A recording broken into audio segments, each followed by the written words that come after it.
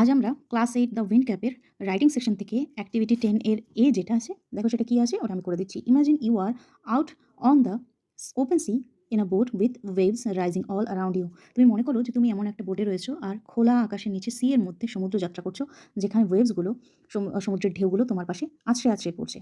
Weed you feel scared or excited? তোমার কি মনে হবে তখন? স্কেয়ার্ড মনে হবে, ভীত হবে নাকি এক্সাইটেড ফিলিং হবে? Write a paragraph in about 80 words describing your experience of a sea voyage. তোমার যে সমুদ্রযাত্রা সেটা নিয়ে একটা তুমি 80 ওয়ার্ডসের মধ্যে প্যারাগ্রাফ লেখো। চলো প্যারাগ্রাফটা লিখে ফেলি।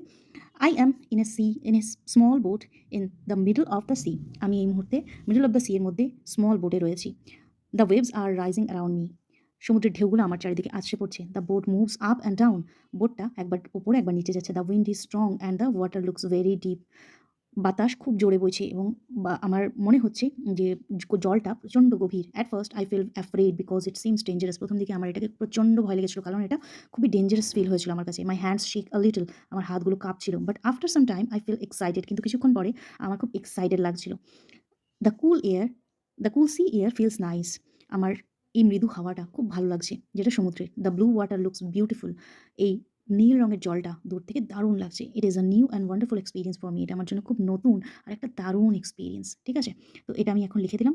তোমরা চাইলে তোমাদের মতন করে লিখতে পারো। আর তোমরা আমার কাছ থেকে কোনো রাইটিং লেখাতে চাইলে আমাকে অবশ্যই কমেন্ট সেকশনে জানাও। ওকে?